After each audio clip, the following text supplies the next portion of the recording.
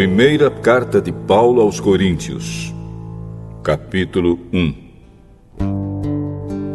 Eu, Paulo, que fui chamado pela vontade de Deus para ser apóstolo de Cristo Jesus, escrevo, junto com o irmão Sóstenes, esta carta à Igreja de Deus que está na cidade de Corinto.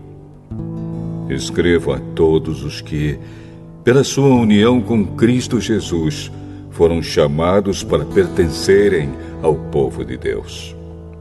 Esta carta é também para aqueles que em todos os lugares adoram o nosso Senhor Jesus Cristo, Senhor deles e nosso. Que a graça e a paz de Deus, o nosso Pai, e do Senhor Jesus Cristo estejam com vocês. Eu sempre agradeço ao meu Deus por causa da graça que Ele tem dado a vocês por meio de Cristo Jesus.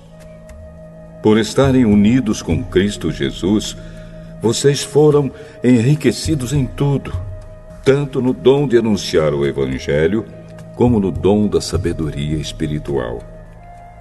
A mensagem a respeito de Cristo está tão firme em vocês, que vocês não têm deixado de receber nenhum dom espiritual enquanto esperam a vinda do nosso Senhor Jesus Cristo. Cristo vai conservá-los firmes até o fim, para que no dia da volta do nosso Senhor Jesus Cristo, vocês não tenham culpa de nada. Deus é fiel e chamou vocês para que vivam em união com o seu Filho Jesus Cristo, o nosso Senhor. Irmãos, peço pela autoridade do nosso Senhor Jesus Cristo que vocês estejam de acordo no que dizem e que não haja divisões entre vocês. Sejam completamente unidos num só pensamento e numa só intenção. Pois, meus irmãos, algumas pessoas da família de Cloé me contaram que existem brigas entre vocês. O que eu quero dizer é isto: cada um de vocês diz uma coisa diferente. Um diz, eu sou de Paulo. Outro, eu sou de Apolo. Outro, eu sou de Pedro. E ainda outro, eu sou de Cristo. Por acaso Cristo foi dividido em várias partes? Será que Paulo morreu crucificado em favor de vocês? Ou será que vocês foram batizados em nome de Paulo? Graças a Deus que eu não batizei nenhum de vocês, a não ser Crispo e Gaio. Assim ninguém pode dizer que vocês foram batizados em meu nome. Ah, sim. Batizei também Estéfanas e a família dele. Mas não lembro de ter batizado mais ninguém. Pois Cristo não me enviou para batizar, mas para anunciar o Evangelho, e anunciá-lo sem usar a linguagem da sabedoria humana, para não tirar o poder da morte de Cristo na cruz. De fato, a mensagem da morte de Cristo na cruz é loucura para os que estão se perdendo. Mas para nós, que estamos sendo salvos, é o poder de Deus. Pois as Escrituras Sagradas dizem: destruirei a sabedoria dos sábios e acabarei com o conhecimento dos instruídos. Então, o que poderão dizer os sábios e os instruídos? O que vão dizer os grandes oradores deste mundo? Deus tem mostrado que a sabedoria deste mundo é loucura.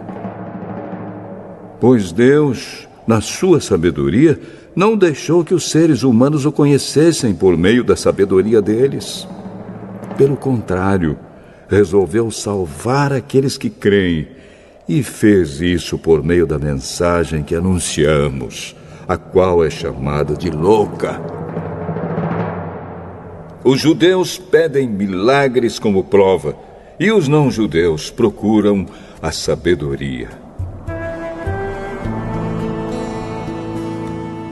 Mas nós anunciamos o Cristo crucificado.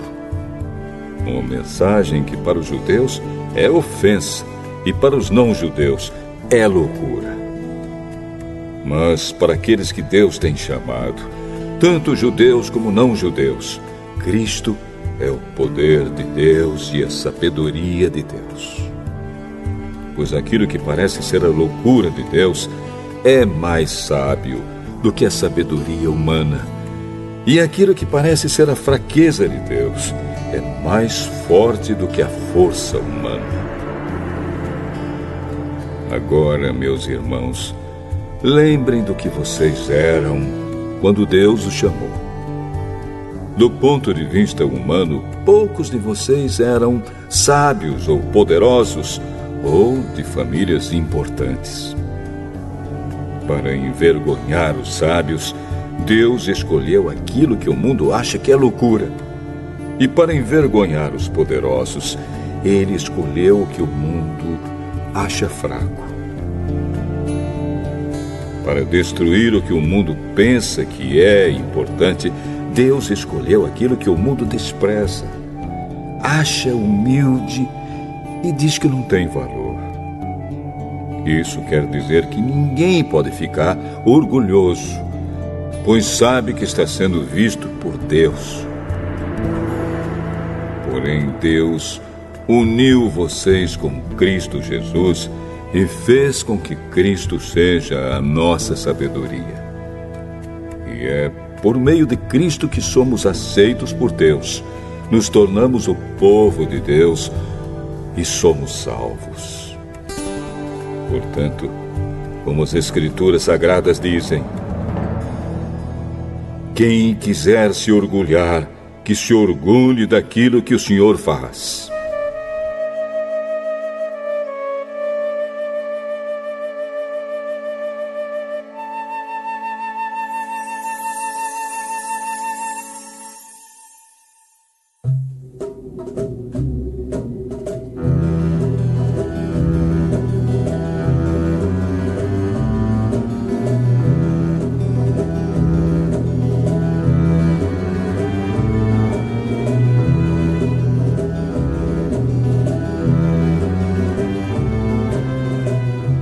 Primeira carta aos Coríntios, capítulo 2.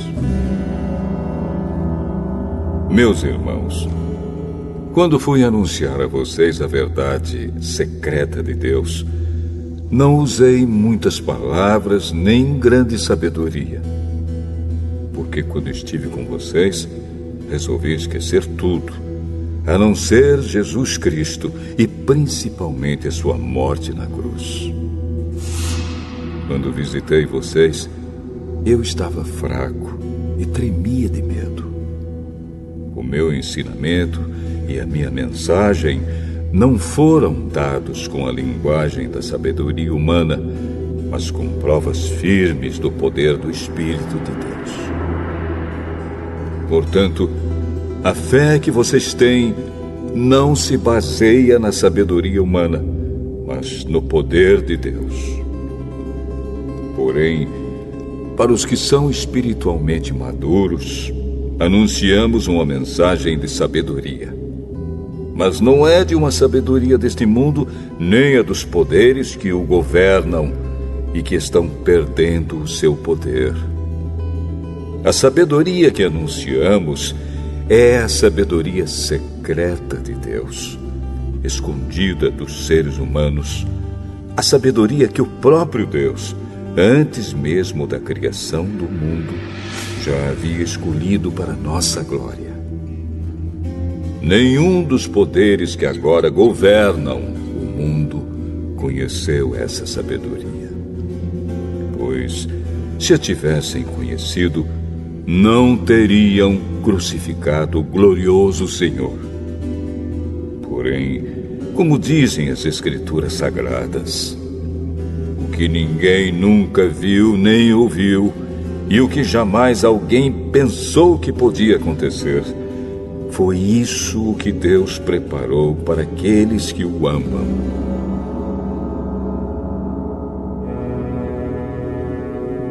Mas foi a nós que Deus, por meio do Espírito, revelou o seu segredo.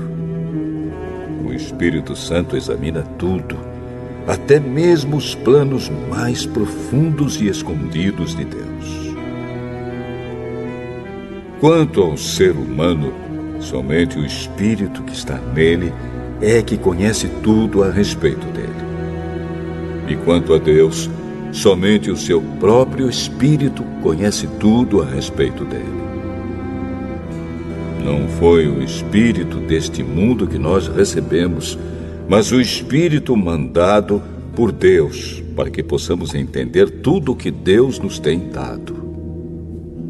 Portanto, quando falamos, nós usamos palavras ensinadas pelo Espírito de Deus e não palavras ensinadas pela sabedoria humana.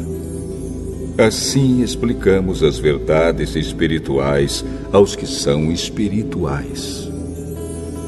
Mas quem não tem o Espírito de Deus não pode receber os dons que vêm do Espírito e, de fato, nem mesmo pode entendê-los. Essas verdades são loucura para essa pessoa, porque o sentido delas só pode ser entendido de modo espiritual. A pessoa que tem o Espírito Santo pode julgar o valor de todas as coisas, porém ela mesma não pode ser julgada por ninguém. Como dizem as Escrituras Sagradas, quem pode conhecer a mente do Senhor? Quem é capaz de lhe dar conselhos? Mas nós pensamos como Cristo pensa.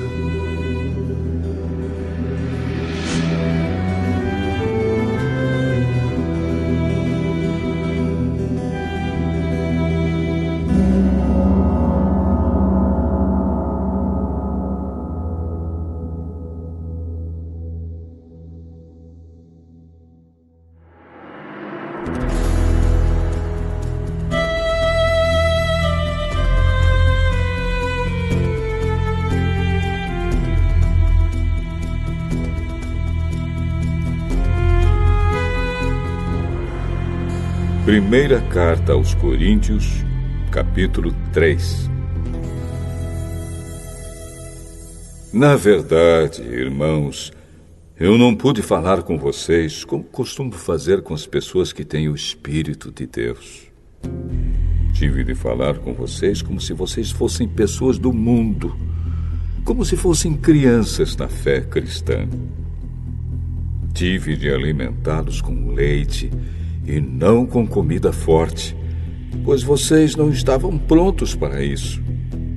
E ainda não estão prontos, porque vivem como se fossem pessoas deste mundo.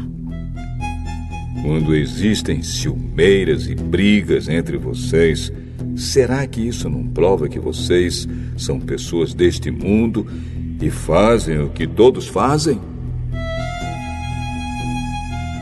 Quando alguém diz, eu sou de Paulo, e outro, eu sou de Apolo, será que assim não estão agindo como pessoas deste mundo?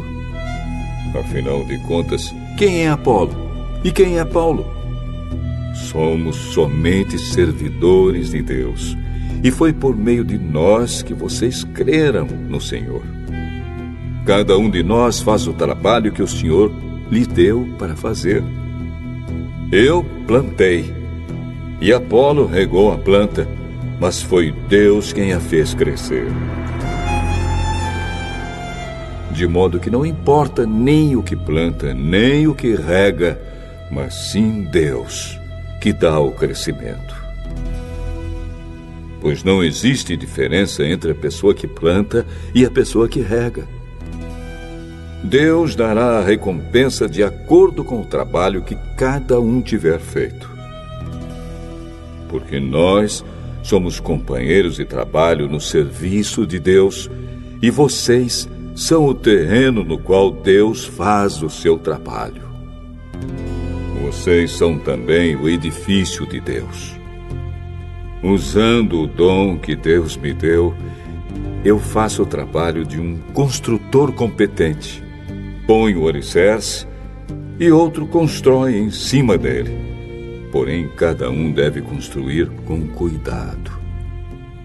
Porque Deus já pôs Jesus Cristo como o único alicerce, e nenhum outro alicerce pode ser colocado. Alguns usam ouro ou prata ou pedras preciosas para construírem em cima do alicerce. E ainda outros usam madeira ou capim ou palha. O dia de Cristo vai mostrar claramente a qualidade do trabalho de cada um. Pois o fogo daquele dia mostrará o trabalho de cada pessoa. O fogo vai mostrar e provar a verdadeira qualidade do trabalho. Se aquilo que alguém construir em cima do alicerce resistir ao fogo, então o construtor receberá a recompensa. Mas se o trabalho de alguém for destruído pelo fogo, então esse construtor perderá a recompensa. Porém, ele mesmo será salvo, como se tivesse passado pelo fogo para se salvar. Certamente vocês sabem que são o templo de Deus e que o Espírito de Deus vive em vocês. Assim, se alguém destruir o templo de Deus, Deus destruirá essa pessoa. Pois o templo de Deus é santo e vocês são o seu templo. Que ninguém engane a si mesmo. Se algum de vocês pensa que é sábio conforme a sabedoria humana, então precisa se tornar louco para ser de fato sábio. Pois aquilo que este mundo acha que é sabedoria, Deus acha que é loucura. Como dizem as Escrituras Sagradas, Deus pega os sábios nas suas espertezas. E também, o Senhor sabe que os pensamentos dos sábios não valem nada. Ninguém deve se orgulhar daquilo que as pessoas podem fazer. Pois tudo é de vocês, isto é, Paulo, Apolo, Pedro, este mundo, a vida e a morte, o presente e o futuro. Tudo isso pertence a vocês. E vocês pertencem a Cristo. E Cristo pertence a Deus.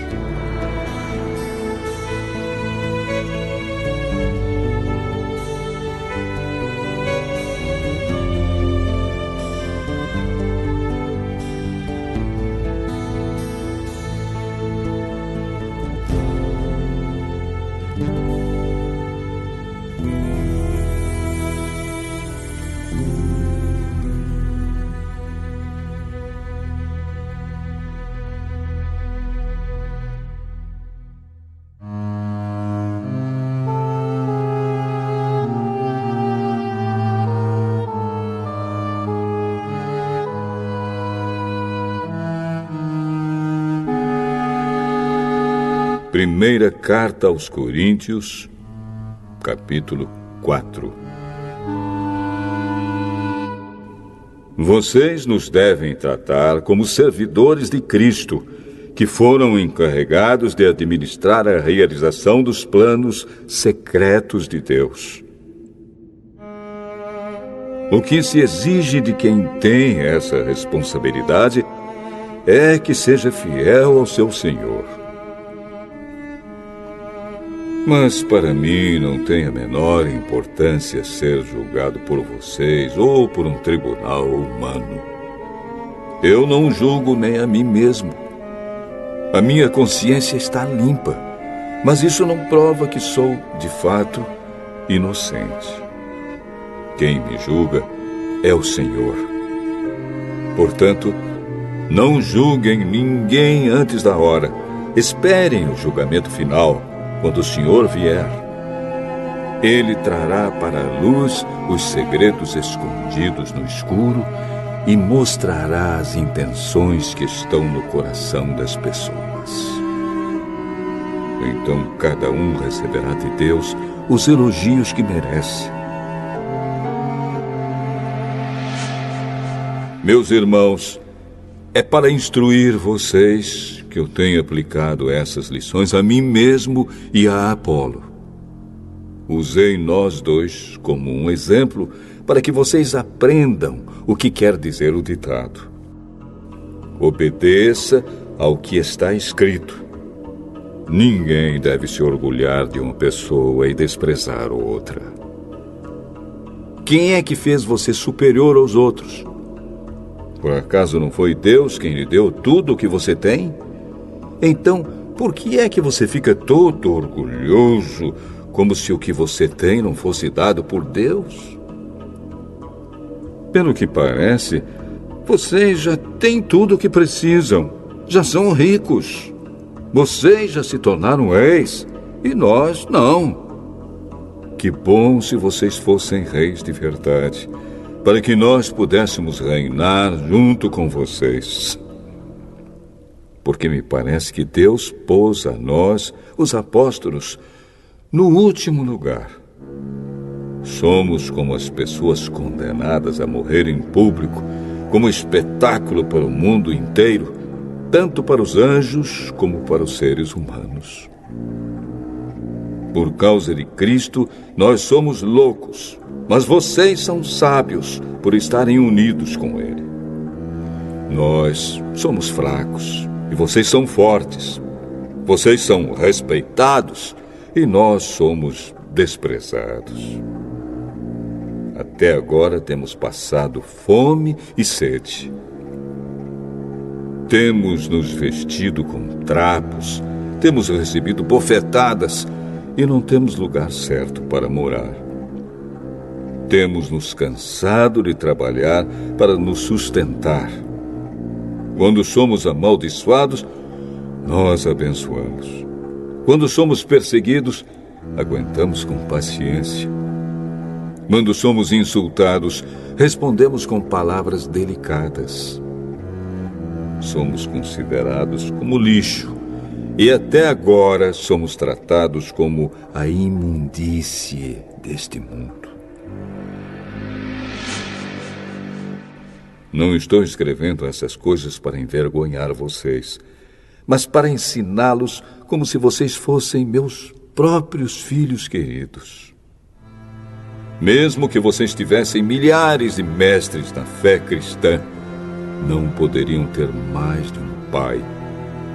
Pois, quando levei a vocês o Evangelho, eu me tornei o pai de vocês na vida que vivem em união com Cristo Jesus.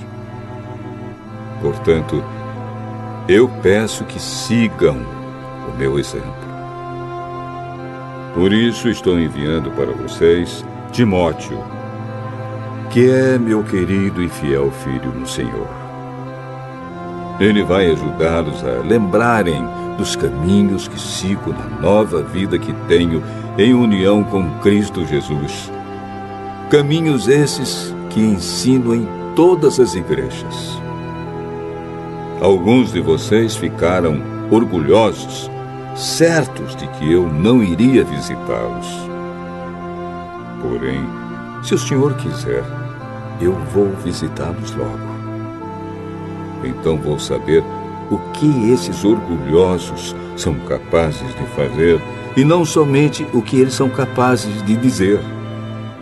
Pois o reino de Deus não é coisa de palavras, mas de poder. O que é que vocês preferem? Que eu vá até vocês com um chicote ou com o coração cheio de amor e bondade?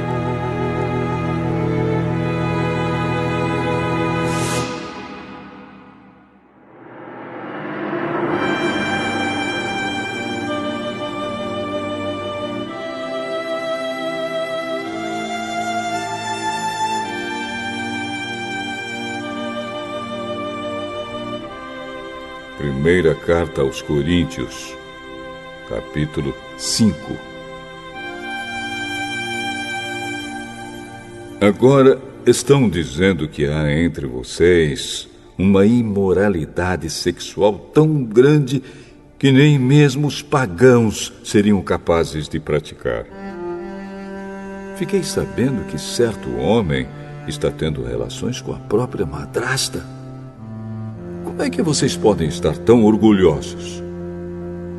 Pelo contrário, vocês deviam ficar muito tristes e expulsar do meio de vocês quem está fazendo uma coisa dessas. Quanto a mim, ainda que não esteja presente aí pessoalmente, estou com vocês em espírito.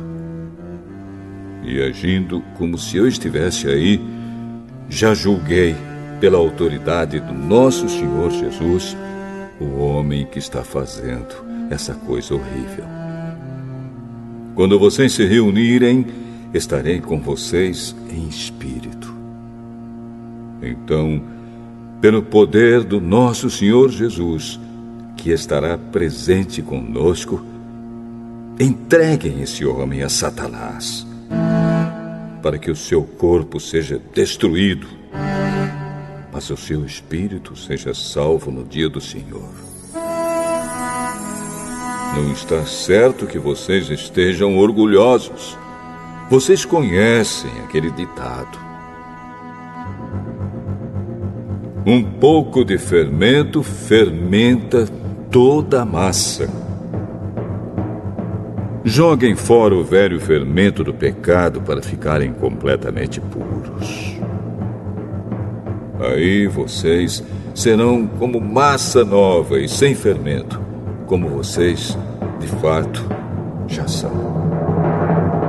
Porque a nossa festa da Páscoa está pronta, agora que Cristo, o nosso Cordeiro da Páscoa, já foi oferecido em sacrifício.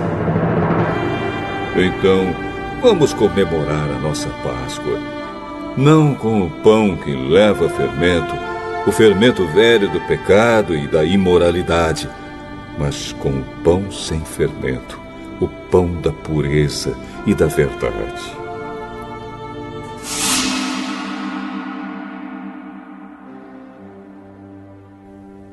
Na outra carta que escrevi a vocês, eu recomendei que vocês não tivessem nada a ver com gente imoral. Eu não quis dizer que neste mundo vocês devem ficar separados dos pagãos que são imorais, avarentos, ladrões ou que adoram ídolos. Pois, para evitar essas pessoas, vocês teriam de sair deste mundo. O que eu digo é que vocês não devem ter nada a ver com ninguém que se diz irmão na fé, mas é imoral, ou avarento, ou adora ídolos, ou é bêbado, ou difamador, ou ladrão. Com gente assim, vocês não devem nem comer uma refeição. Afinal de contas, eu não tenho direito de julgar os que não são cristãos. Deus os julgará. Mas será que vocês não devem julgar os seus irmãos na fé? Como dizem as Escrituras Sagradas: expulsem do meio de vocês esse homem imoral.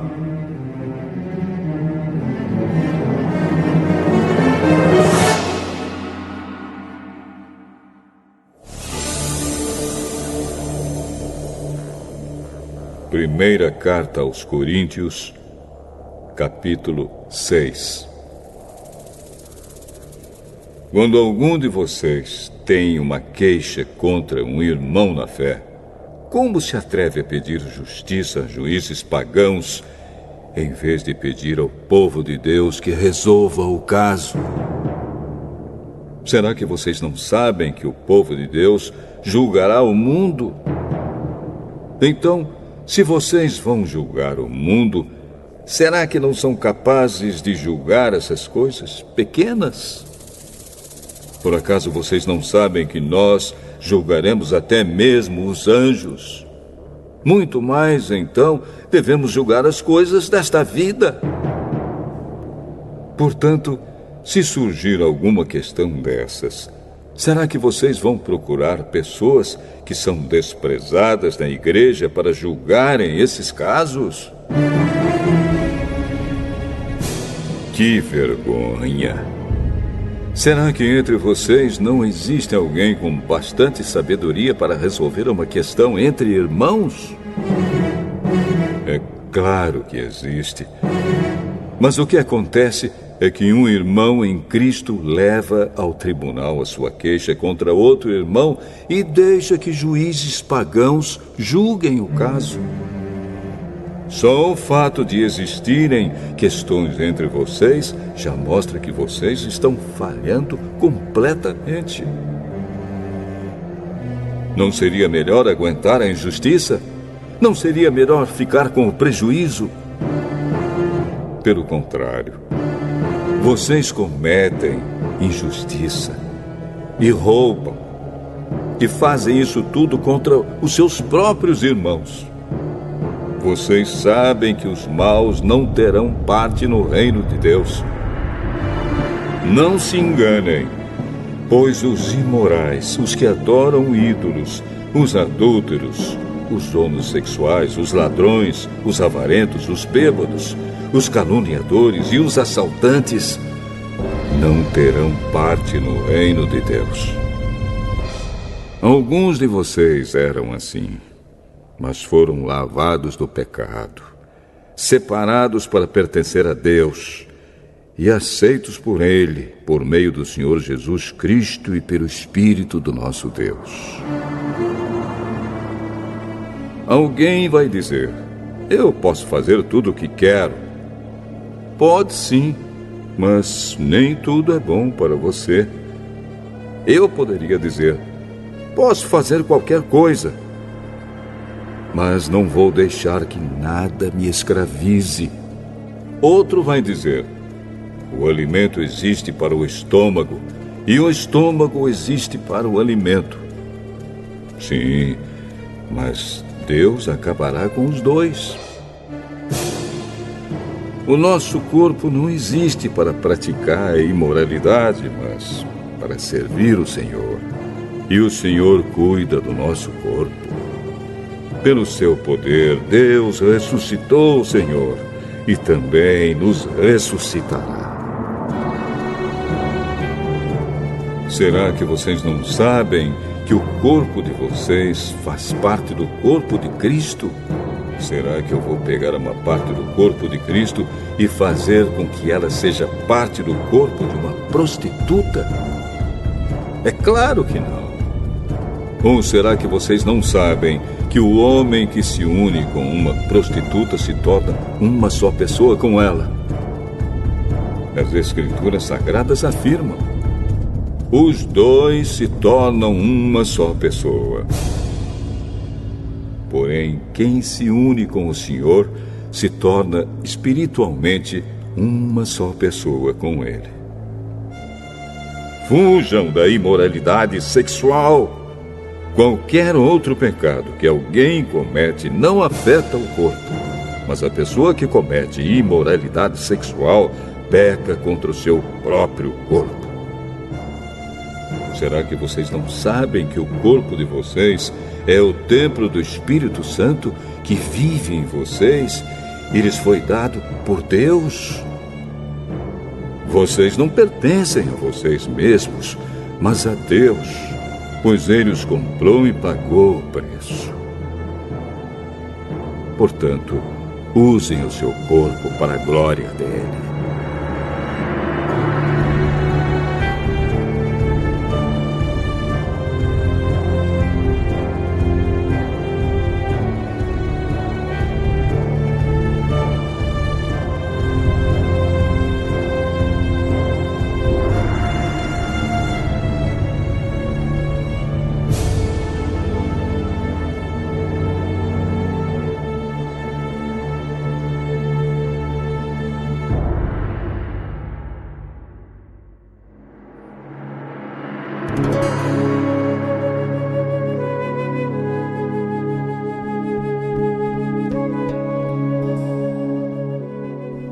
Primeira carta aos Coríntios, capítulo 7.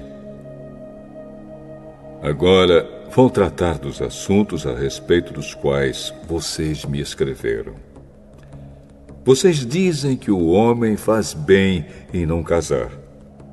Mas eu digo, já que existe tanta imoralidade sexual, cada homem deve ter a sua própria esposa e cada mulher o seu próprio marido. O homem deve cumprir o seu dever como marido, e a mulher também deve cumprir o seu dever como esposa. A esposa não manda no seu próprio corpo. Quem manda é o seu marido. Assim também o marido não manda no seu próprio corpo. Quem manda é a sua esposa. Que os dois não se neguem um ao outro, a não ser que concordem em não ter relações por algum tempo, a fim de se dedicar à oração. Mas depois devem voltar a ter relações, a fim de não caírem nas tentações de Satanás, por não poderem se dominar. Não digo isso como uma ordem, mas como uma sugestão. Realmente, eu gostaria que todos fossem como eu. Porém, cada um tem o dom que Deus lhe deu. Um tem este dom e outro aquele. Aos solteiros e às viúvas eu digo que seria melhor para eles ficarem sem casar, como eu. Mas, se vocês não podem dominar o desejo sexual, então casem, pois é melhor casar do que ficar queimando de desejo. Para os que já estão casados, tenho um mandamento que não é meu, mas do Senhor, que a mulher não se separe do seu marido. Porém, se ela se separar, que não case de novo, ou então que faça as pazes com o marido, e que o homem não se divorcie da sua esposa. Aos outros digo eu mesmo, e não o Senhor. Se um homem cristão é casado com uma mulher que não é cristã, e ela concorda em continuar vivendo com ele, que ele não se divorcie dela. E se uma mulher cristã é casada com um homem que não é cristão e ele concorda em continuar vivendo com ela, que ela não se divorcie dele. Pois Deus aceita o homem que não é cristão por ele estar unido com a sua esposa cristã, e aceita a mulher que não é cristã por ela estar unida com o seu marido cristão. Se não fosse assim, os filhos deles não pertenceriam a Deus. Mas, sendo assim, eles pertencem. Porém, se o marido não cristão ou a esposa não cristã quiser o divórcio, então que se divorcie. Nesses casos, o marido cristão ou a esposa cristã está livre para fazer como quiser, pois Deus chamou vocês para viverem em paz. Esposa cristã, como é que você pode ter certeza de que não vai salvar o seu marido? E você, marido cristão, como é que você pode ter certeza de que não vai salvar a sua esposa? Cada um deve continuar vivendo de acordo com o dom que o Senhor lhe deu e na condição em que se encontrava quando Deus o chamou. É essa a regra que eu ensino em todas as igrejas. Se um homem judeu que é circuncidado aceita o chamado de Deus, ele não deve tirar as marcas da circuncisão.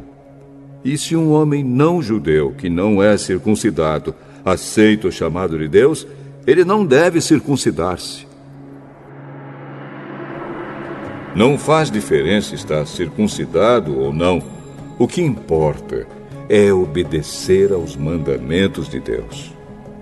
Cada um deve continuar como era quando aceitou o chamado de Deus. Você era escravo quando Deus o chamou? Não se preocupe com isso. Mas, se você pode se tornar livre, então aproveite a oportunidade. pois o escravo que foi chamado pelo Senhor é agora um homem livre que pertence ao Senhor. Assim também, o homem livre que foi chamado por Cristo é escravo de Cristo. Deus comprou vocês por um preço. Portanto, não se tornem escravos de seres humanos. Irmãos, cada um deve continuar na presença de Deus, assim como era quando Deus o chamou. Para os solteiros, eu não tenho nenhum mandamento do Senhor, porém dou a minha opinião como uma pessoa que, pela misericórdia do Senhor, merece confiança. Por causa dos tempos difíceis em que vivemos, eu penso que é melhor para o homem ficar como está. Você tem esposa?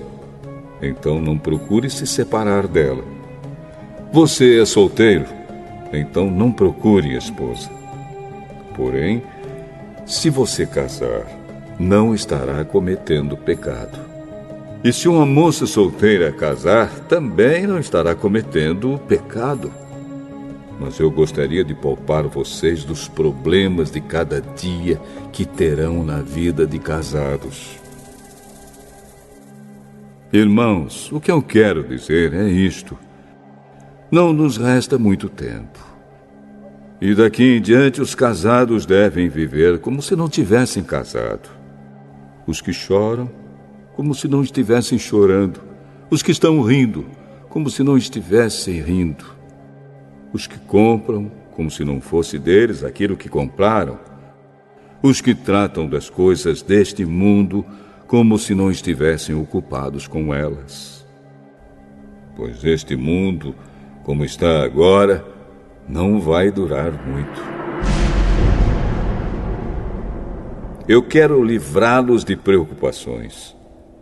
Um solteiro se interessa pelas coisas do Senhor porque quer agradá-lo. Mas um homem casado se interessa pelas coisas deste mundo porque quer agradar a sua esposa e por isso é puxado por duas direções diferentes. Quanto às mulheres, tanto as viúvas quanto as solteiras, elas estão interessadas nas coisas do Senhor porque querem se dedicar de corpo e alma a Ele. Mas a mulher casada se interessa pelas coisas deste mundo porque quer agradar o marido. Eu estou dizendo isso porque quero ajudá-los. Não estou querendo obrigar ninguém a nada.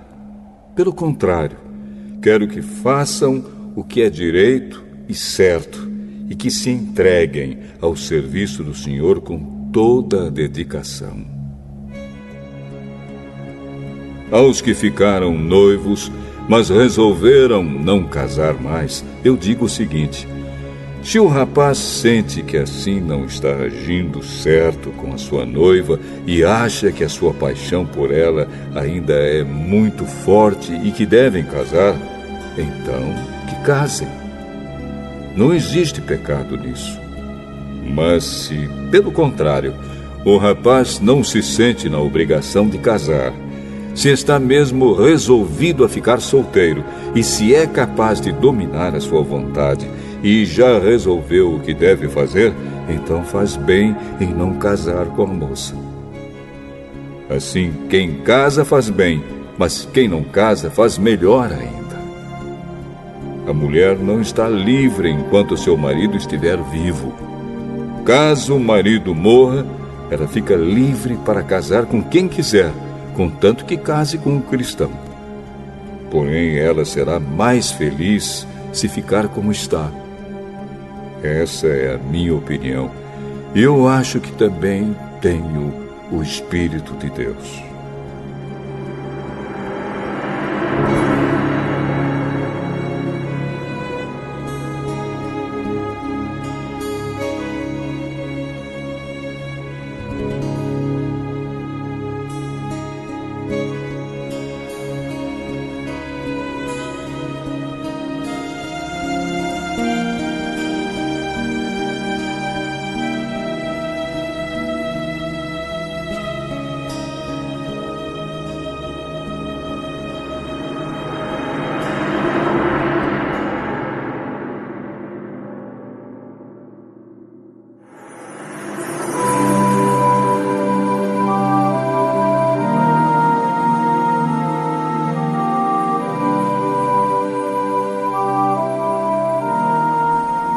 Primeira carta aos Coríntios, capítulo 8. Agora vou tratar do problema dos alimentos oferecidos aos ídolos. Na verdade, como se diz, todos nós temos conhecimento. Porém, esse tipo de conhecimento enche a pessoa de orgulho, mas o amor nos faz progredir na fé. A pessoa que pensa que sabe alguma coisa ainda não tem a sabedoria que precisa. Mas quem ama a Deus é conhecido por Ele. Quanto a comer alimentos que tenham sido oferecidos aos ídolos, nós sabemos que um ídolo representa alguma coisa que realmente não existe. E sabemos que existe somente um Deus. Pois existem os que são chamados de deuses, tanto no céu como na terra, como também existem muitos deuses e muitos senhores. Porém, para nós, existe somente um Deus, o Pai e Criador de todas as coisas, para quem nós vivemos. E existe somente um Senhor, que é Jesus Cristo, por meio de quem todas as coisas foram criadas e por meio de quem nós existimos. Mas nem todos conhecem essa verdade. Existem pessoas tão acostumadas com os ídolos que até agora comem desses alimentos pensando que eles pertencem aos ídolos. A consciência dessas pessoas é fraca e por isso elas se sentem impuras quando comem desses alimentos. Não é esta ou aquela comida que vai fazer com que Deus nos aceite. Nós não perderemos nada se não comermos e não ganharemos nada se comermos desse alimento. Mas tenham cuidado para que essa liberdade de vocês não faça com que os fracos na fé caiam em pecado. Porque se uma pessoa que tem a consciência fraca neste assunto vir você, que tem conhecimento, comendo alimentos do templo de um ídolo, será que essa pessoa não vai querer também comer alimentos oferecidos aos ídolos? Assim, este cristão fraco, este seu irmão por quem Cristo morreu, vai se perder por causa do conhecimento que você tem. Desse modo, pecando contra o seu irmão e ferindo a consciência dele, você estará pecando contra Cristo. Portanto, se o alimento faz com que o meu irmão peque, nunca mais vou comer carne a fim de que eu não seja a causa do pecado dele.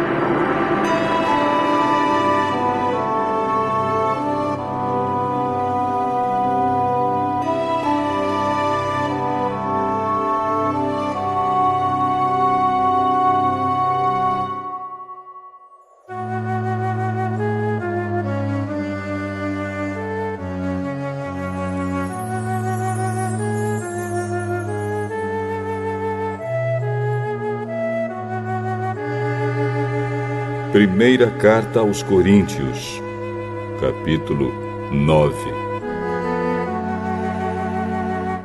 Será que eu não sou um homem livre? Por acaso não sou um apóstolo? Será que eu não vi Jesus, o nosso Senhor? Por acaso vocês não são o resultado do trabalho que faço para o Senhor? Mesmo que outros não me aceitem como apóstolo, vocês me aceitam. Vocês mesmos, pelo fato de estarem unidos com o Senhor, são a prova de que sou um apóstolo. Quando as pessoas me criticam, eu me defendo, dizendo assim: será que eu não tenho o direito de receber comida e bebida pelo meu trabalho? Será que nas minhas viagens eu não tenho o direito de levar comigo uma esposa cristã, como fazem os outros apóstolos, os irmãos do Senhor Jesus e também Pedro? Ou será que Barnabé e eu somos os únicos que temos de trabalhar para nos sustentar. Quem já ouviu falar de algum soldado que pagou as suas próprias despesas no exército? Ou qual é o fazendeiro que não come das uvas da sua própria plantação? Ou qual é o pastor que não toma do leite do seu gado?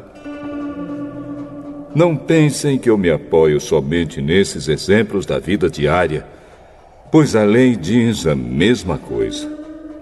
Na lei de Moisés está escrito assim: não amarre a boca do boi quando ele estiver pisando o trigo. Por acaso Deus está interessado nos bois? Ou foi a nosso respeito que lhe disse isso? É claro que isso está escrito em nosso favor.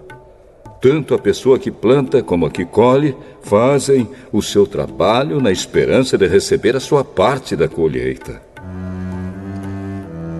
Se temos semeado entre vocês a semente espiritual, será demais se recebermos de vocês alguma recompensa material?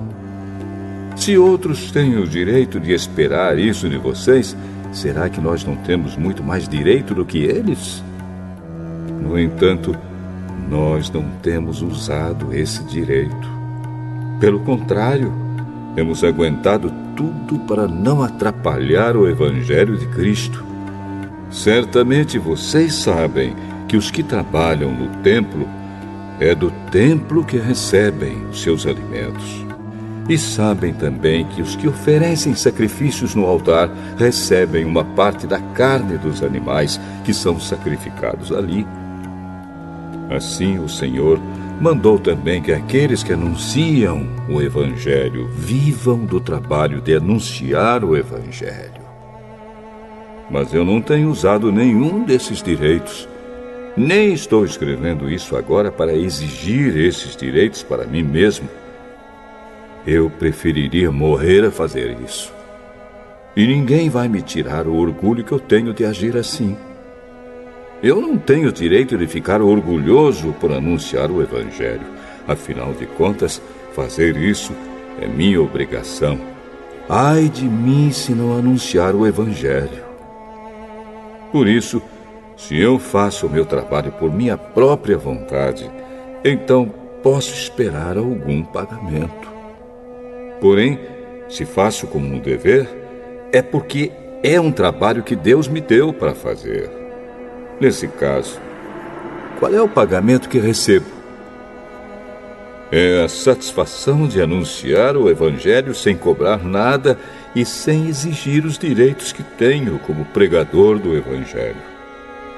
Sou um homem livre.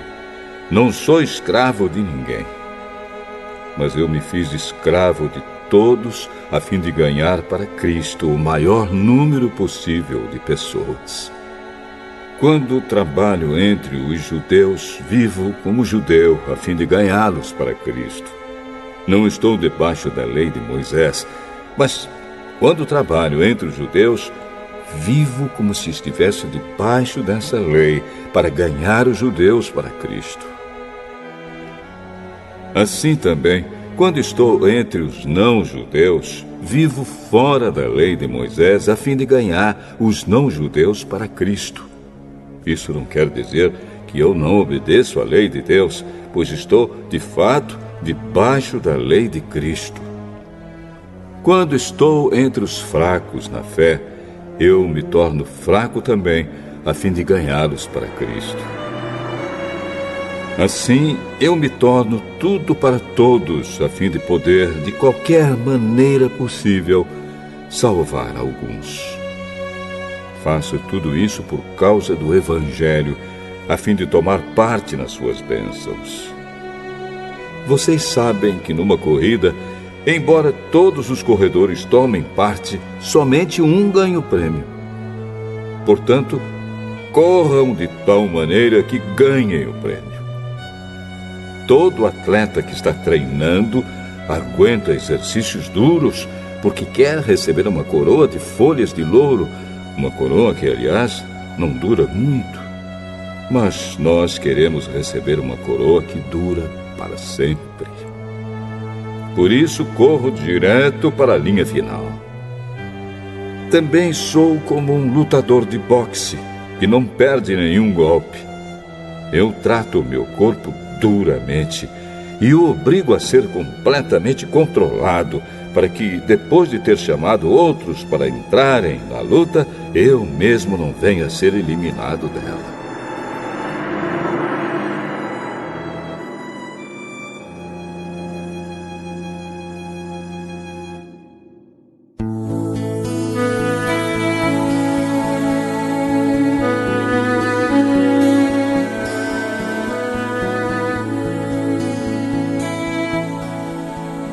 Primeira carta aos Coríntios, capítulo 10.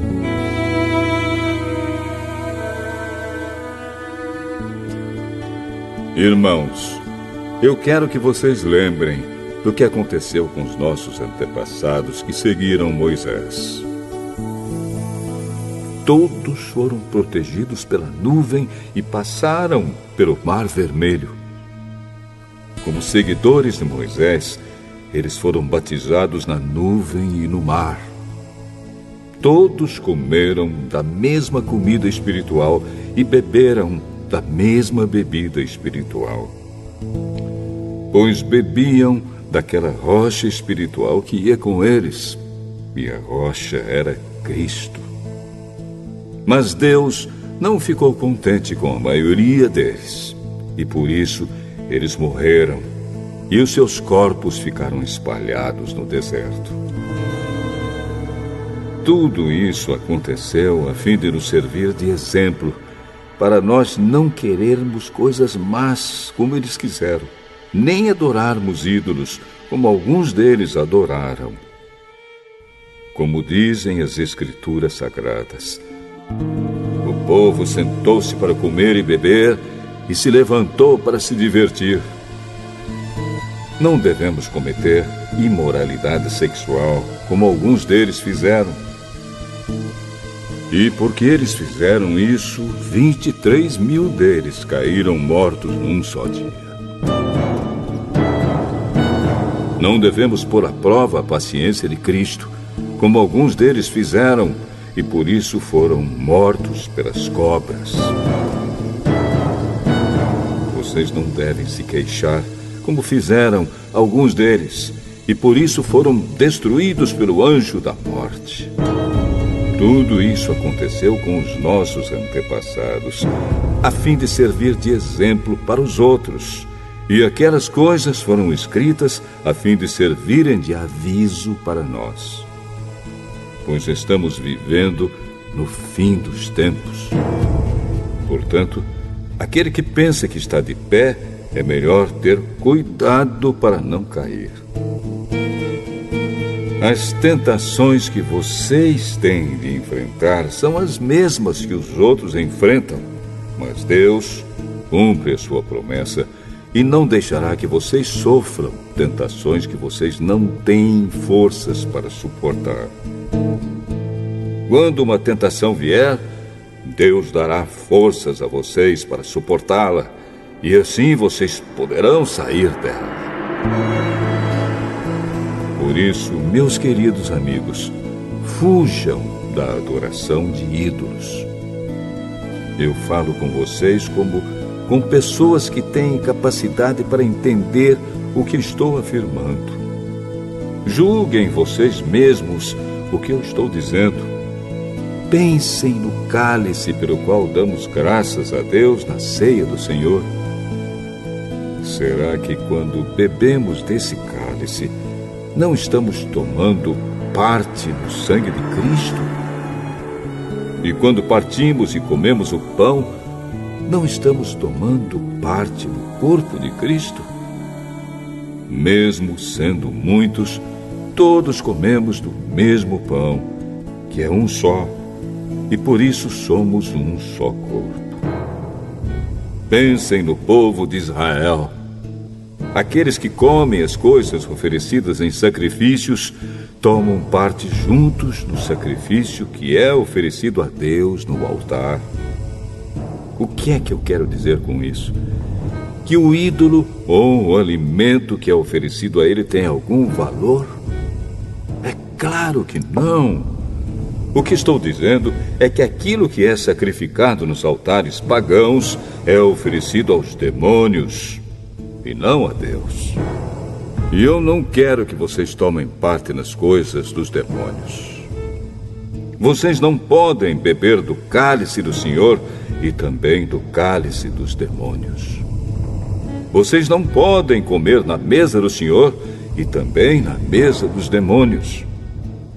Ou será que queremos provocar o Senhor, fazendo com que ele fique com ciúmes? Por acaso vocês pensam que somos mais fortes do que ele?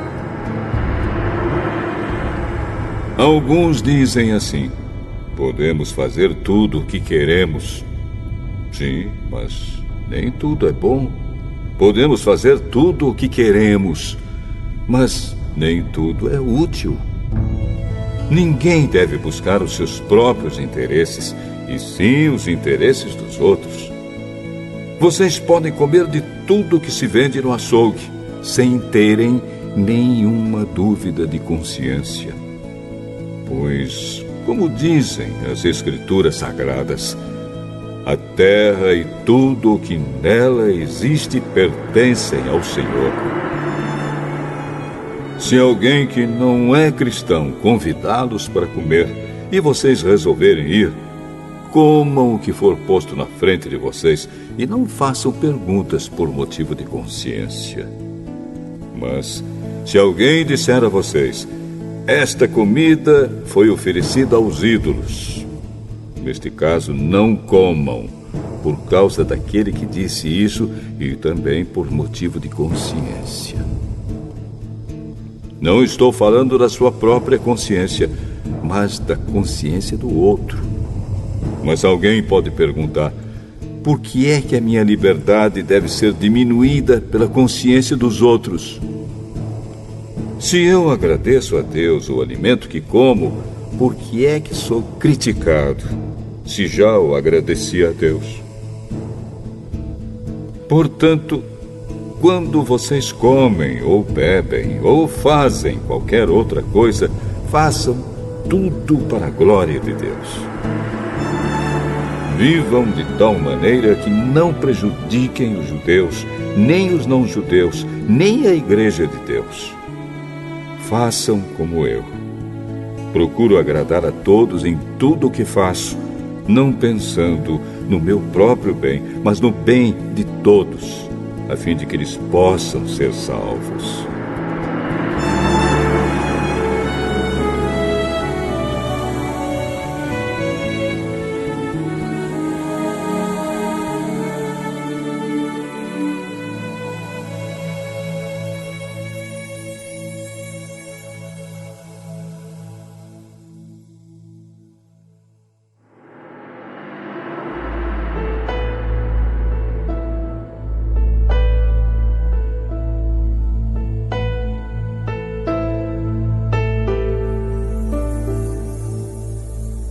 Primeira carta de Paulo aos Coríntios, capítulo 11.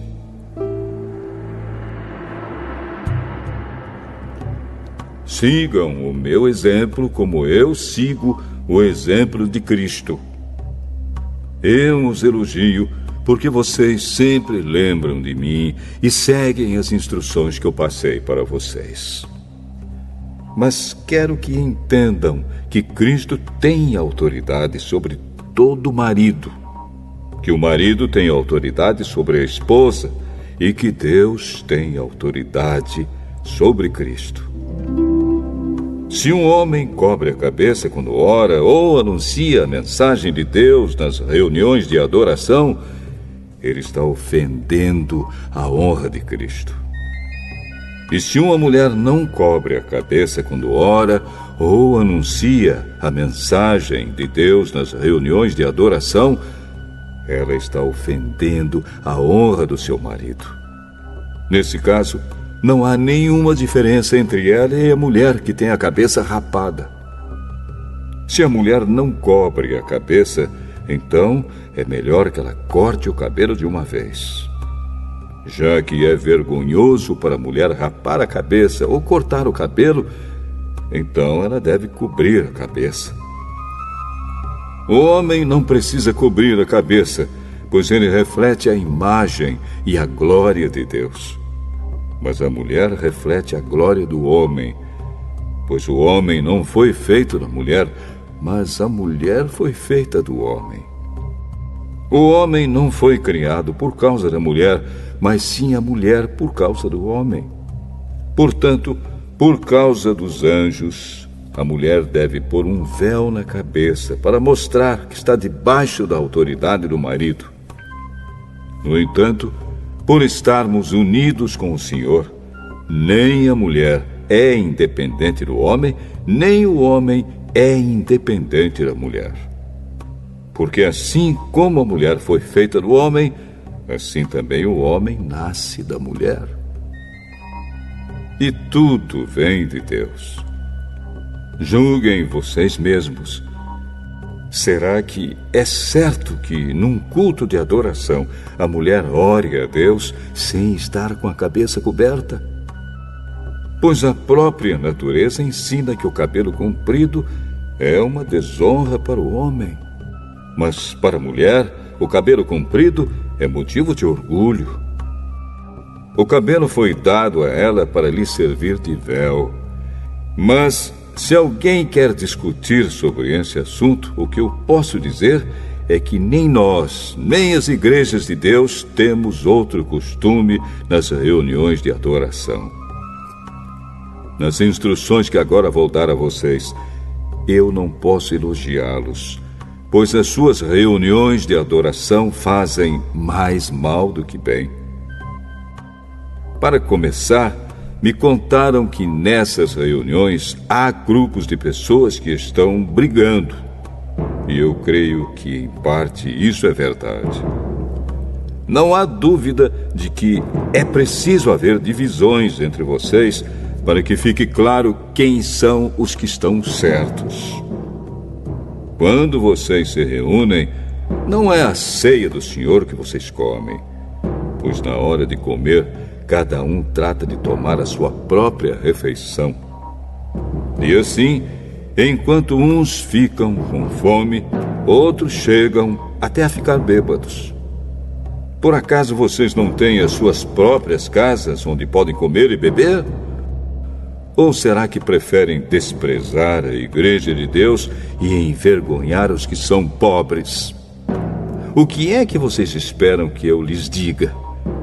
Querem que os elogie? É claro que não vou elogiá-los.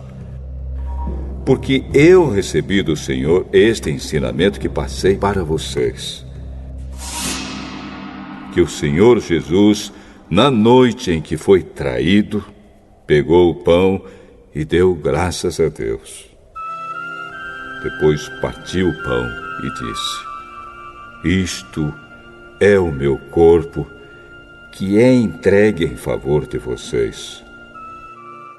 Façam isto em memória de mim. Assim também, depois do jantar, ele pegou o cálice e disse: Este cálice é a nova aliança feita por Deus com o seu povo. Aliança que é garantida pelo meu sangue. Cada vez que vocês beberem deste cálice, façam isso em memória de mim.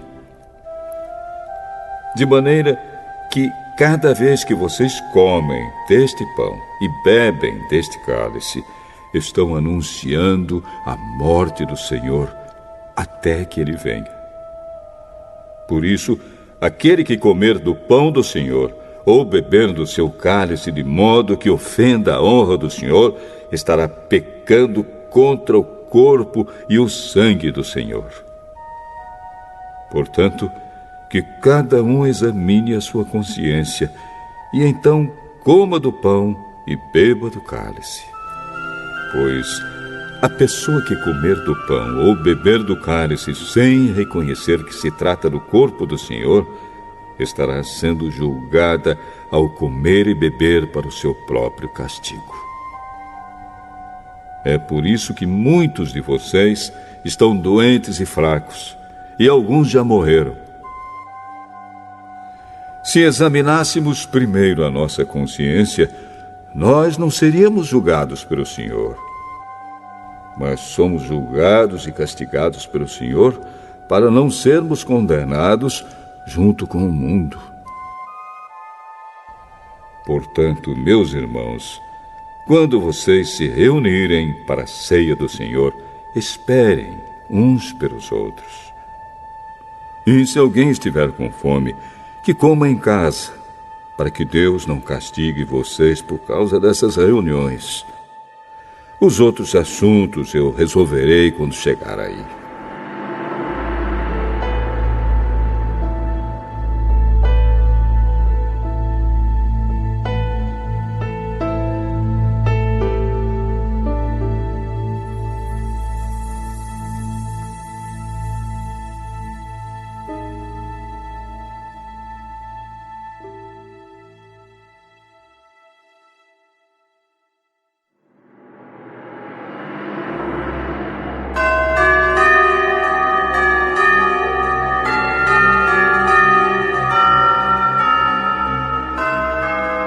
Primeira carta de Paulo aos Coríntios, capítulo 12. Meus irmãos, quero que vocês saibam a verdade a respeito dos dons que o Espírito Santo dá. Vocês sabem que, quando ainda eram pagãos, vocês eram desviados de várias maneiras para a adoração dos ídolos, os quais não têm vida. Por isso precisam compreender que ninguém que diz que Jesus seja maldito pode estar falando pelo poder do Espírito de Deus, e que ninguém pode dizer Jesus é Senhor, a não ser que seja guiado pelo Espírito Santo. Existem tipos diferentes de dons espirituais, mas é um só e o mesmo Espírito quem dá esses dons. Existem maneiras diferentes de servir, mas o Senhor que servimos é o mesmo. Há diferentes habilidades para realizar o trabalho, mas é o mesmo Deus quem dá a cada um a habilidade para fazê-lo. Para o bem de todos, Deus dá a cada um alguma prova da presença do Espírito Santo. Para uma pessoa, o Espírito dá a mensagem de sabedoria, e para outra, o mesmo Espírito dá a mensagem de conhecimento. Para uma pessoa, o mesmo Espírito dá a fé, e para outra, dá o poder de curar. Uma pessoa recebe do Espírito poder para fazer milagres, e outra recebe o dom de anunciar a mensagem de Deus. Ainda outra pessoa recebe a capacidade para saber a diferença entre os dons que vêm do Espírito e os que não vêm dele. Para uma pessoa, o Espírito dá a capacidade de falar em línguas estranhas, e para outra, ele dá a capacidade de interpretar o que essas línguas querem dizer. Porém, é um só e o mesmo Espírito quem faz tudo isso. Ele dá um tom diferente para cada pessoa, conforme ele quer. Cristo é como um corpo, o qual tem muitas partes. E todas as partes, mesmo sendo muitas, formam um só corpo. Assim também, todos nós, judeus e não judeus, escravos e livres, fomos batizados pelo mesmo Espírito para formar um só corpo. E a todos nós foi dado de beber do mesmo Espírito. Pois o corpo não é feito de uma só parte, mas de muitas. Se o pé disser, já que não sou mão, não sou do corpo, nem por isso deixa de ser do corpo. Se o ouvido disser, já que não sou olho, não sou do corpo, nem por isso deixa de ser do corpo. Se o corpo todo fosse olho, como poderíamos ouvir? E se o corpo todo fosse ouvido, como poderíamos cheirar? Assim Deus colocou cada parte diferente do corpo conforme Ele quis.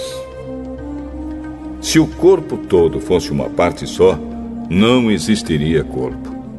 De fato, existem muitas partes, mas um só corpo. Portanto, o olho não pode dizer para a mão: eu não preciso de você. E a cabeça não pode dizer para os pés: não preciso de vocês. O fato é que as partes do corpo que parecem ser as mais fracas são as mais necessárias, e aquelas que achamos menos honrosas são as que tratamos com mais honra. E as partes que parecem ser feias recebem um cuidado especial que as outras mais bonitas não precisam. Foi assim que Deus fez o corpo, dando mais honra às partes menos honrosas. Desse modo, não existe divisão no corpo, mas todas as suas partes têm o mesmo interesse umas pelas outras. Se uma parte do corpo sofre, todas as outras sofrem com ela. Se uma é elogiada, todas as outras se alegram com ela. Pois bem, vocês são o corpo de Cristo, e cada um é uma parte desse corpo. Na igreja, Deus pôs tudo no lugar certo. Em primeiro lugar, os apóstolos. Em segundo, os profetas. E em terceiro, os mestres. Em seguida, pôs os que fazem milagres. Depois, os que têm o dom de curar, ou de ajudar, ou de liderar, ou de falar em línguas estranhas. Nem todos são apóstolos, ou profetas, ou mestres.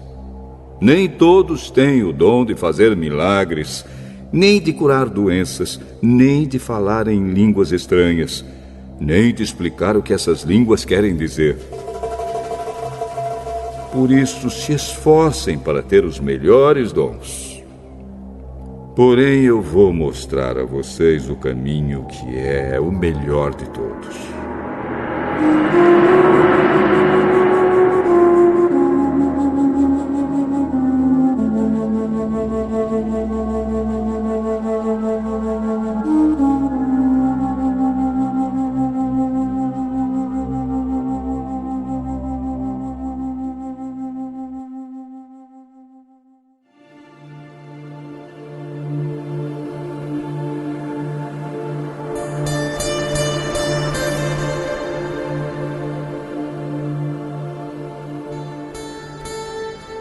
Primeira carta de Paulo aos Coríntios, capítulo 13.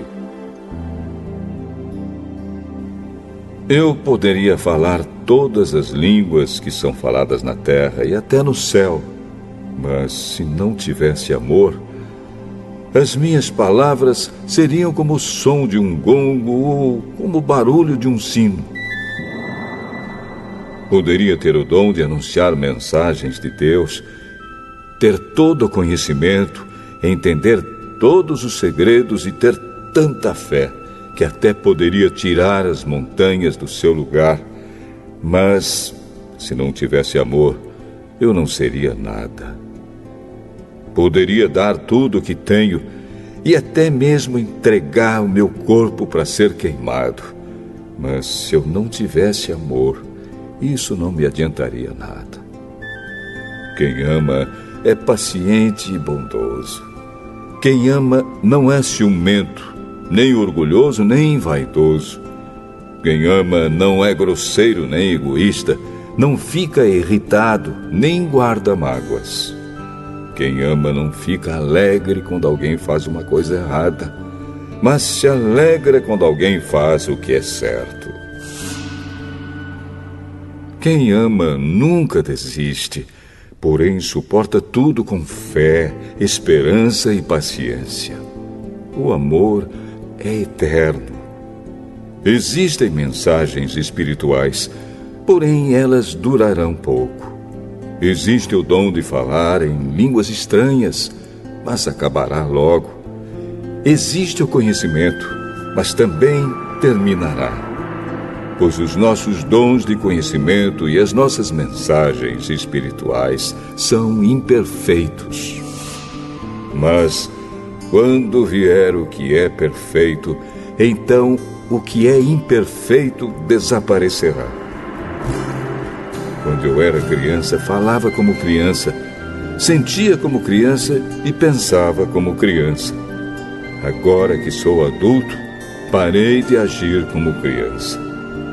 O que agora vemos é como uma imagem imperfeita num espelho embaçado, mas depois veremos face a face. Agora o meu conhecimento é imperfeito, mas depois conhecerei perfeitamente, assim como sou conhecido por Deus.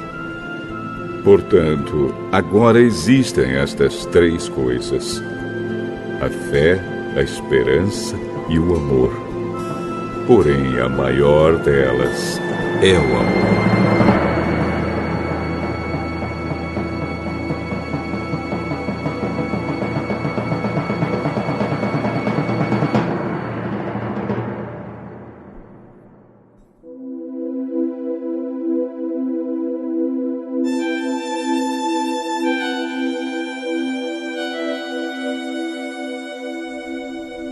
Primeira carta de Paulo aos Coríntios, capítulo 14. Portanto, esforcem-se para ter amor. Procurem também ter dons espirituais, especialmente o de anunciar a mensagem de Deus. Quem fala em línguas estranhas fala a Deus e não às pessoas, pois ninguém o entende. Pelo poder do Espírito Santo, ele diz verdades secretas.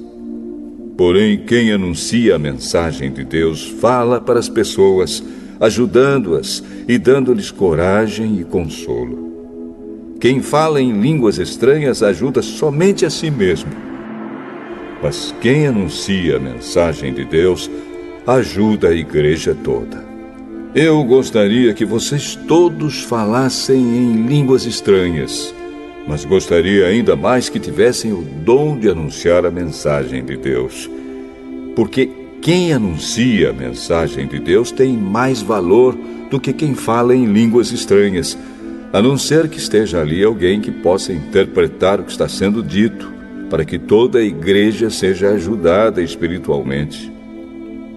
Por isso, irmãos, quando eu os visitar, que proveito vocês terão se eu lhes falar em línguas estranhas? É claro que nenhum, a não ser que leve a vocês alguma revelação de Deus, ou algum conhecimento, ou alguma mensagem inspirada, ou algum ensinamento.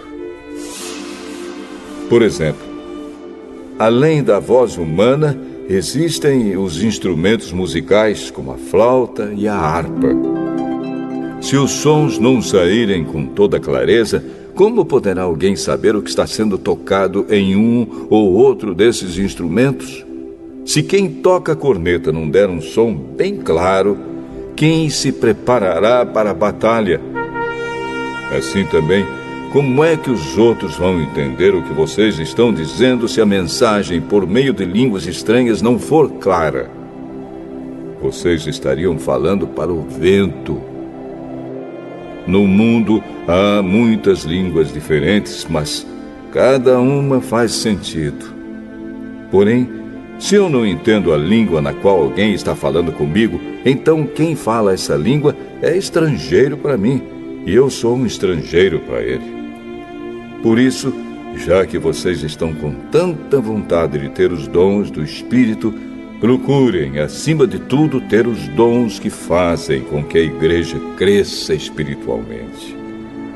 Portanto, quem fala em línguas estranhas deve orar, pedindo a Deus que lhe dê o dom de interpretar o que elas querem dizer.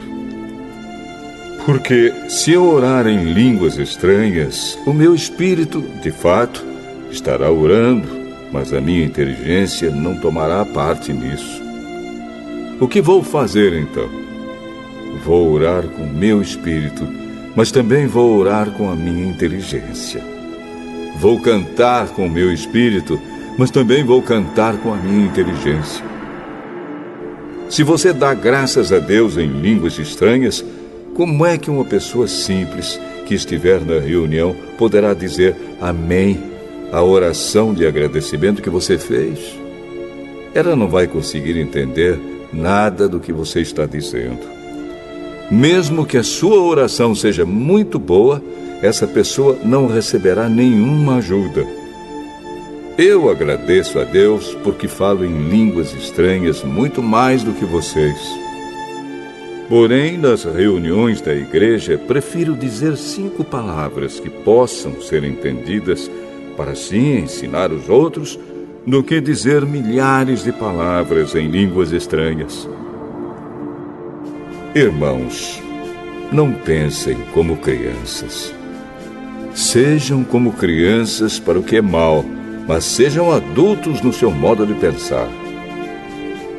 Nas Escrituras Sagradas está escrito: por meio de pessoas que falam em línguas estranhas, eu falarei a este povo, diz o Senhor. Falarei por meio de lábios estrangeiros, mas assim mesmo meu povo não me dará atenção. Portanto, o dom de falar em línguas estranhas é um sinal de Deus para os descrentes e não para os cristãos. Mas o dom de anunciar a mensagem de Deus é um sinal para os cristãos e não para os descrentes.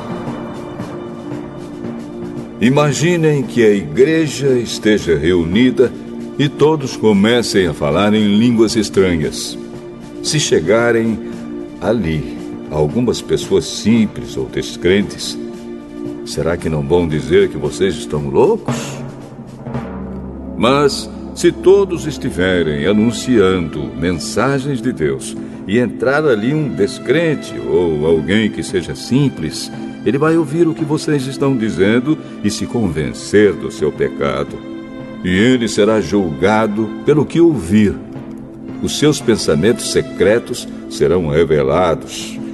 E ele vai se ajoelhar e adorar a Deus, dizendo: Deus está mesmo no meio de vocês. Portanto, meus irmãos, o que é que deve ser feito? Quando vocês se reúnem na igreja, um irmão tem um hino para cantar, outro, alguma coisa para ensinar, outro, uma revelação de Deus, outro, uma mensagem em línguas estranhas, e ainda outro, a interpretação dessa mensagem. Que tudo seja feito para o crescimento espiritual da igreja. Se algum de vocês falar em línguas estranhas, então que apenas 2 ou 3 falem, um depois do outro, e que alguém interprete o que está sendo dito. Mas, se não houver ninguém que possa interpretar, então fiquem calados e falem somente consigo mesmos e com Deus. No caso de 2 ou 3 receberem a mensagem de Deus, estes devem falar, e os outros que pensem bem no que eles estão dizendo. Se uma outra pessoa que estiver ali sentada receber a mensagem de Deus, quem estiver falando deve se calar. Vocês todos podem anunciar a mensagem de Deus, um de cada vez, para que todos aprendam e fiquem animados. Quem fala deve controlar o dom de anunciar a mensagem de Deus, pois Deus não quer que nós vivamos em desordem, e sim em paz. Como em todas as igrejas do povo de Deus, as mulheres devem ficar caladas nas reuniões de adoração. Elas não têm permissão para falar. Como diz a lei, elas não devem ter cargos de direção. Se quiserem saber alguma coisa, que perguntem em casa ao marido. É vergonhoso que uma mulher fale nas reuniões da igreja. Por acaso a mensagem de Deus veio de vocês? Ou será que veio somente para vocês? Se alguém pensa que é mensageiro de Deus ou que tem algum dom espiritual, deve saber que o que estou escrevendo é mandamento do Senhor. Mas se alguém não der atenção a isso, que ninguém dê atenção a essa pessoa. Assim, meus irmãos, procurem sempre anunciar a mensagem de Deus, mas não proíbam que se falem línguas estranhas. Portanto, façam tudo com decência e ordem.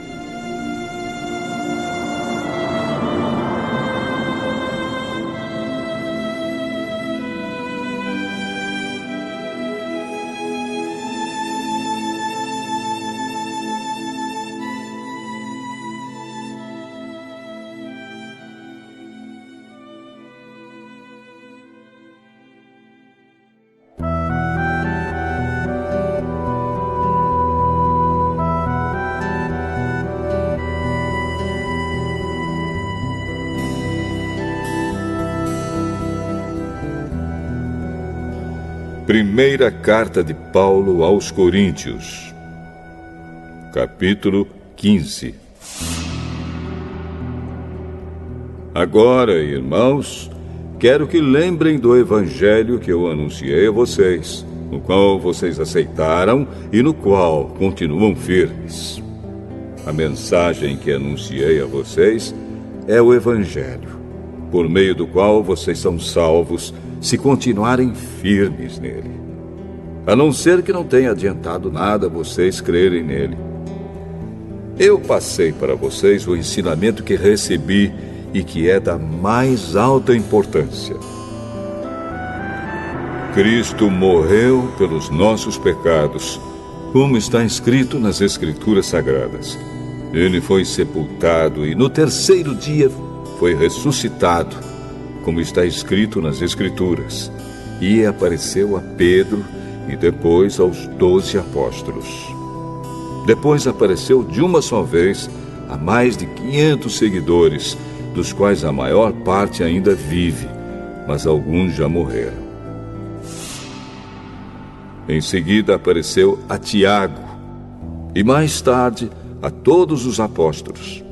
Por último, depois de todos, ele apareceu também a mim, como para alguém nascido fora de tempo.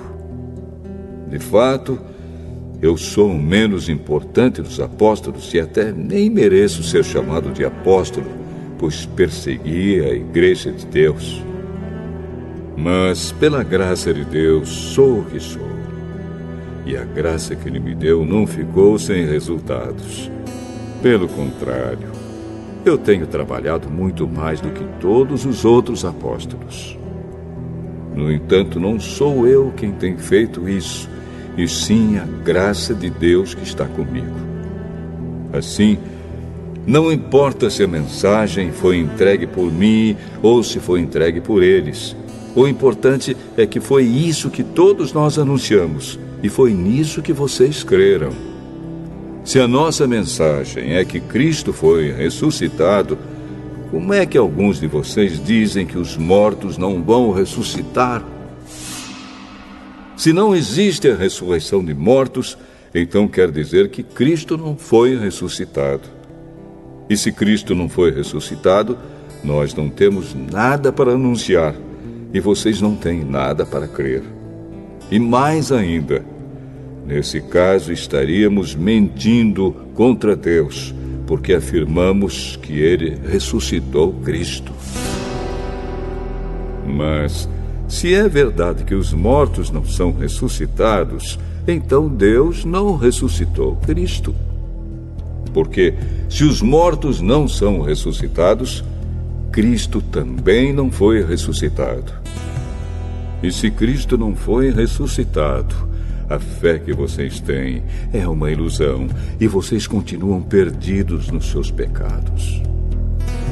Se Cristo não ressuscitou, os que morreram crendo nele estão perdidos. Se a nossa esperança em Cristo só vale para esta vida, nós somos as pessoas mais infelizes deste mundo. Mas a verdade é que Cristo foi ressuscitado. E isso é a garantia de que os que estão mortos também serão ressuscitados. Porque assim, Como por meio de um homem veio a morte, assim também por meio de um homem veio a ressurreição. Assim como, por estarem unidos com Adão, todos morrem, assim também, por estarem unidos com Cristo, todos ressuscitarão. Porém, cada um será ressuscitado na sua vez. Cristo, o primeiro de todos, depois os que são de Cristo, quando ele vier. E então virá o fim. Cristo destruirá todos os governos espirituais, todas as autoridades e poderes, e entregará o reino a Deus, o Pai. Pois Cristo tem de reinar até que Deus faça com que ele domine todos os inimigos. O último inimigo que será destruído é a morte. As Escrituras Sagradas dizem: Deus pôs todas as coisas debaixo do domínio dele. É claro que dentro das palavras, todas as coisas, não está o próprio Deus, que põe tudo debaixo do domínio de Cristo. Mas, quando tudo for dominado por Cristo, então o próprio Cristo, que é o Filho, se colocará debaixo do domínio de Deus, que pôs todas as coisas debaixo do domínio dele. Então Deus reinará completamente sobre tudo. Pensem agora nas pessoas que são batizadas em favor dos mortos. O que é que elas esperam conseguir? Se os mortos não são ressuscitados, por que é que essas pessoas se batizam em favor deles? E quanto a nós, por que é que nos colocamos em perigo a toda hora? Irmãos, eu enfrento a morte todos os dias. Se afirmo isso, é pelo orgulho que tenho de vocês, pois estamos todos unidos com Cristo Jesus, o nosso Senhor. Aqui em Éfeso, eu lutei contra inimigos como se lutasse contra animais selvagens. E se fiz isso somente por interesses humanos, o que foi que eu consegui com isso? Se é verdade que os mortos não são ressuscitados, façamos o que diz o ditado: comamos e bebamos, porque amanhã morreremos. Não se enganem. As más companhias estragam os bons costumes. Comecem de novo a viver uma vida séria e direita e parem de pecar. Para fazer com que vocês fiquem envergonhados, eu digo o seguinte: alguns de vocês não conhecem a Deus. Mas alguém perguntará: como é que os mortos são ressuscitados? Que tipo de corpo eles vão ter? Seu tolo! Quando você semeia uma semente na terra, ela só brota se morrer. E o que foi semeado é apenas uma semente, talvez um grão de trigo ou outra semente qualquer, e não o corpo já formado da planta que vai crescer. Deus dá a essa semente o corpo que Ele quer e dá a cada semente um corpo próprio. E a carne dos seres vivos não é toda do mesmo tipo. Os seres humanos têm um tipo de carne, os animais outro, os pássaros outro e os peixes ainda outro. Há também corpos do céu e corpos da terra. Existe um tipo de beleza que pertence aos corpos celestes e há outro que pertence aos corpos terrestres. O sol tem o seu próprio brilho, a lua outro brilho e as estrelas têm um brilho diferente. E mesmo as estrelas têm diferentes tipos de brilho. Pois será assim quando os mortos ressuscitarem. Quando o corpo é sepultado, é um corpo mortal. Mas quando for ressuscitado, será imortal. Quando ele é sepultado, é feio e fraco. Mas quando for ressuscitado, será bonito e forte. Quando é sepultado, é um corpo material, mas quando for ressuscitado, será um corpo espiritual. É claro que, se existe um corpo material, então tem de haver também um corpo espiritual. Porque as Escrituras Sagradas dizem: Adão, o primeiro homem, foi criado como ser vivo. Mas o último Adão, Jesus Cristo, é o Espírito que dá a vida. Não é o espiritual que vem primeiro, mas sim o material. Depois é que vem o espiritual. O primeiro homem foi feito do pó da terra. O segundo veio do céu. Os que pertencem à terra são como aquele que foi feito do pó da terra. Os que pertencem ao céu são como aquele que veio do céu. Assim como somos parecidos com o homem feito do pó da terra, assim também seremos parecidos com o homem do céu. Meus irmãos, o que eu quero dizer é isto: o que é feito de carne e de sangue não pode ter parte no reino de Deus, e o que é mortal não pode ter a imortalidade. Escutem bem este segredo. Nem todos vamos morrer, mas todos nós vamos ser transformados num instante, num abrir e fechar de olhos, quando tocar a última trombeta. Ela tocará. Os mortos serão ressuscitados como seres imortais, e todos nós seremos transformados. Pois este corpo mortal precisa se vestir com o que é imortal. Este corpo que vai morrer precisa se vestir com o que não pode morrer. Assim, quando este corpo mortal se vestir com o que é imortal, quando este corpo que morre se vestir com o que não pode morrer, então acontecerá o que as Escrituras Sagradas dizem: a morte está destruída.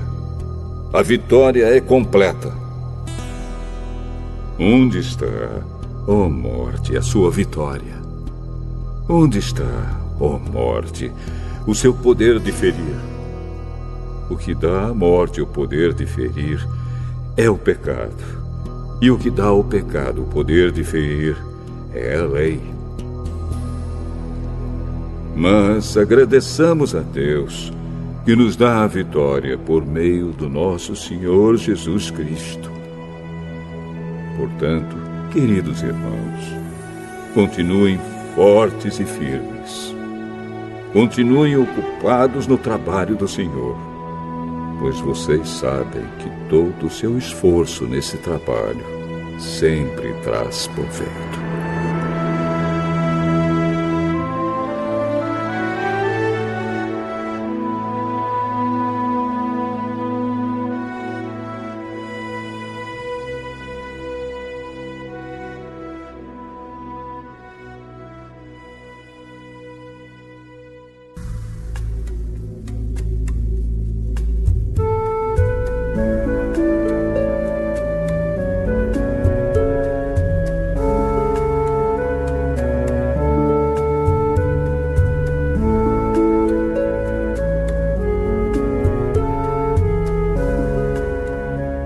Primeira carta de Paulo aos Coríntios, capítulo 16.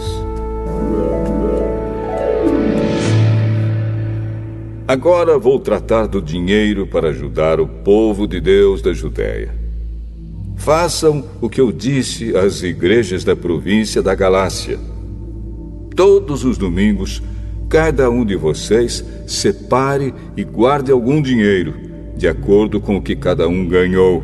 Assim não haverá necessidade de recolher ofertas quando eu chegar. Depois que chegar, eu enviarei com cartas de apresentação aqueles que vocês escolherem para levarem a oferta até Jerusalém. Se for conveniente que eu também vá, eles farão a viagem comigo. Eu visitarei vocês depois que tiver passado pela província da Macedônia, pois vou passar por lá. Pode ser que eu fique algum tempo com vocês, talvez todo o inverno, e assim vocês poderão me ajudar a continuar a minha viagem para onde quer que eu for. Pois eu não quero ver vocês apenas de passagem. Se o Senhor permitir, espero ficar bastante tempo com vocês. Resolvi ficar aqui em Éfeso até o dia de Pentecostes, pois encontrei aqui ótimas oportunidades para um grande e proveitoso trabalho, embora muita gente esteja contra mim. Se Timóteo chegar aí, façam tudo para que ele se sinta bem entre vocês, pois assim como eu, ele também está trabalhando para o Senhor. Não deixem que ninguém o despreze.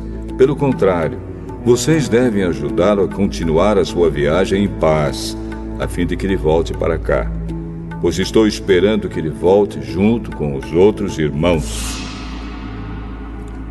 Quanto ao irmão Apolo, tenho recomendado muitas vezes que vá visitar vocês com os outros irmãos, mas ele acha que não deve ir agora.